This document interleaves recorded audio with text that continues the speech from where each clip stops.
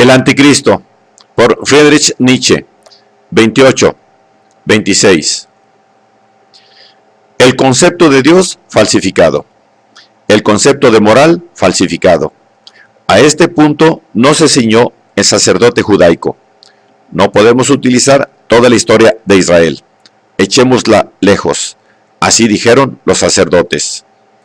Estos sacerdotes realizaron aquel prodigio de falsificación, del cual es prueba gran parte de la Biblia. Transfirieron al campo religioso el pasado de su propio pueblo con un incomparable desprecio de toda tradición, de toda realidad histórica. Es decir, hicieron de aquel pasado un estúpido mecanismo de salvación, un mecanismo de culpa contra Yahvé y del consiguiente castigo, de devoción a Yahvé y del consiguiente premio.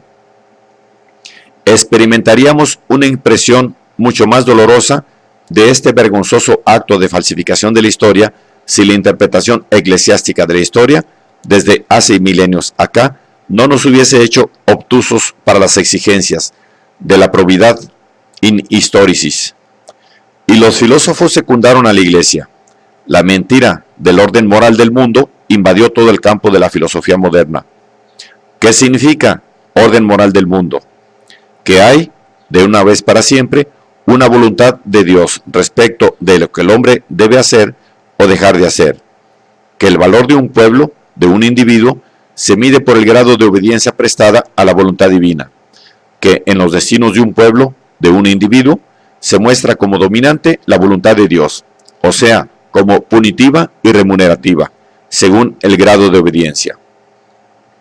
La realidad puesta en el lugar de esta miserable mentira significa una raza parasitaria de hombres que prospera únicamente a expensas de todas las formas sanas de la vida, la raza del sacerdote, que abusa del nombre de Dios, que llama reino de Dios a un estado social en el que el sacerdote fija el valor de las cosas, que llama voluntad de Dios a los medios con los cuales semejante estado es conseguido o conservado, que, con frío egoísmo, mide los pueblos, los tiempos, los individuos, por el hecho de que ayuden o contraríen el predominio de los sacerdotes. Obsérvese cómo trabajan los sacerdotes. En manos de los sacerdotes hebreos, la gran época de la historia de Israel se convirtió en una época de decadencia. El destierro, la larga desventura, se transformó en un eterno castigo por la gran época, por una época en que el sacerdote no era un nada. De las grandes figuras de Israel, de la historia de Israel, de aquellas figuras muy libres, hicieron, según las necesidades, miserables hipócritas o socarrones o ateos. Simplificaron la psicología de todo gran acontecimiento en la fórmula idiota de obediencia o desobediencia a Dios. Un paso más, la voluntad de Dios, o sea, las condiciones de conservación del poder de los sacerdotes, debe ser conocida. A este fin es necesaria una gran falsificación literaria. Es descubierta una sagrada escritura. Es publicada bajo la pompa hierática, con días de expiación y lamentaciones sobre el largo pecado. La voluntad de Dios estaba fijada durante dilatado tiempo. La desgracia fue que el pueblo se alejó de ella. Ya Moisés había recibido la revelación de la voluntad de Dios. ¿Qué sucedió? El sacerdote había formulado, con rigor y pedantería, de una vez para siempre, hasta los grandes y pequeños impuestos que se debían pagar, sin olvidar los mejores trozos de carne, porque el sacerdote es un gran devorador de bistec. Lo que quiere tener, lo que es voluntad de Dios.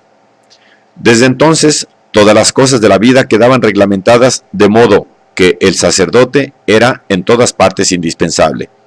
En todas las vicisitudes naturales de la vida, en el nacimiento, en el matrimonio, en las enfermedades, en la muerte, para no hablar del sacrificio de la cena. Aparece el santo parásito para quitarles su carácter natural o, según su lenguaje, para santificarlas. Porque hay que comprender esto: toda costumbre natural, toda institución natural, Estado, tribunales, bodas, asistencia a los enfermos y a los pobres, toda exigencia inspirada por el instinto de la vida, en resumen, todo lo que tiene en sí su valor, es, por el parasitismo del sacerdote o del orden moral del mundo, privado sistemáticamente de valor, opuesto a su valor. Y luego es precisa una sanción. Es necesario un poder valorizador que niegue en aquellas cosas la naturaleza y cree para ellas precisamente un valor. El sacerdote desvalora, quita santidad a la naturaleza. A este precio en general existe. La desobediencia de Dios, o sea, al sacerdote, a la ley, recibe de ahora en adelante el nombre de pecado. Los medios para reconciliarnos con Dios son, como se ha convenido, medios por los que la sujeción al sacerdote es garantizada aún profundamente. El sacerdote es el único que puede salvar. Desde el punto de vista psicológico, en toda sociedad u organización sacerdotal, los pecados se hacen indispensables. Son los verdaderos manipuladores del poder. El sacerdote vive de los pecados, tiene necesidad de que haya pecadores. Principio supremo: Dios perdona a los que hacen penitencia. En otros términos, Dios perdona a quien se somete al sacerdote.